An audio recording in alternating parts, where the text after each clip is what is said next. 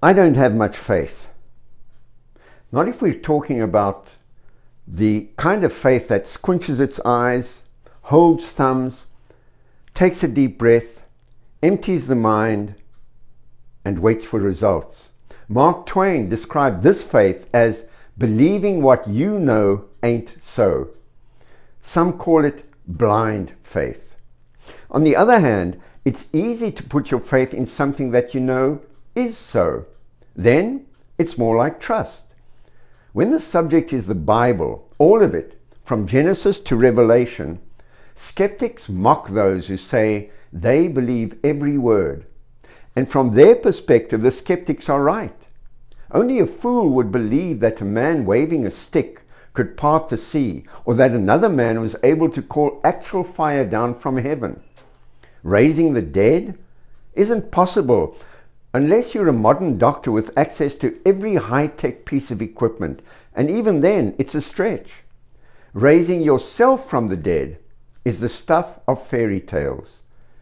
To believe any of this is the height of folly or ignorance if the most you believe in is you.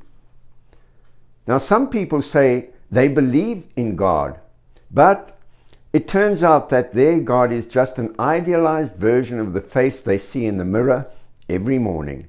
That God is incapable of doing even the smallest miracle.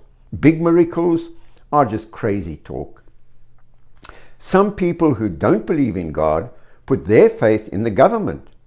But they're always disappointed in the end because the government can't do miracles, whatever it promises. Governments routinely promise to give away free stuff that isn't free by spending money they haven't got until the good old-fashioned law of reality sets in. The law that says what can't last, won't. Then it all comes crashing down. Economists call this a correction, and it certainly is. To see how this works in the real world, look at Venezuela, or Chicago, or San Francisco. False promises, like fake miracles, always end in corrections. Now at this point, I must confess that though I don't have much faith, and I'm skeptical about a lot of things in this world, including promises from the government, I do believe that every word in the Bible is true, including and, the, and but. I believe it because I trust the author. Now, I could go out on a limb and say that I've met the author, but that would take some explaining. And if you're a skeptic, I would lose you right there. So let's just say that I trust the author because I got tired of searching for the right answers that fit my point of view. Sooner or later, they always proved false.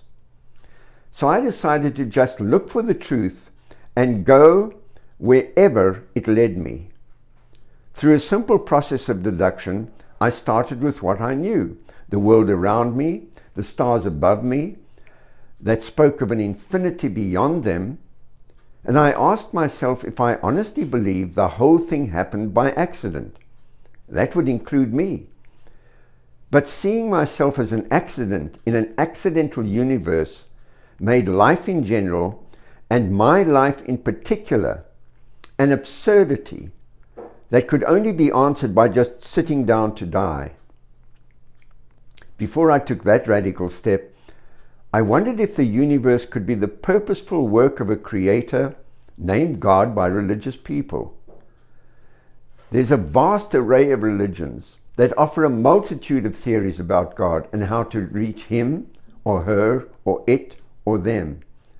And in such a big haystack, I figured there had to be a needle somewhere.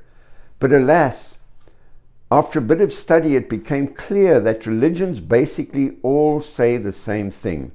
It's up to us to reach God, and it's hard work without any guarantee of success.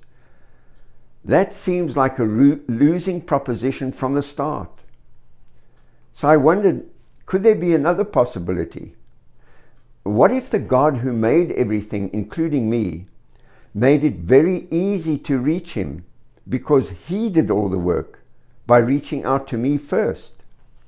And that's when I began to think more about the story of Jesus.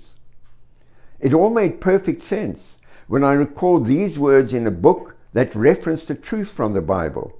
It went something like this: God was in the beginning, and He made everything. He came to the world He created in the form of a man named Jesus, so that whoever submits to Him will receive the gift of eternal life and become part of God's personal family. In other words, Jesus is God in receivable form. I realized then that it doesn't take much faith to believe in God when you follow Bible truth to its logical conclusion. It just takes surrender. And that part about believing every word in the Bible, it's not hard if you know that God created the universe. In comparison, making available a perfectly complete and trustworthy record about Himself and His purpose was quite easy.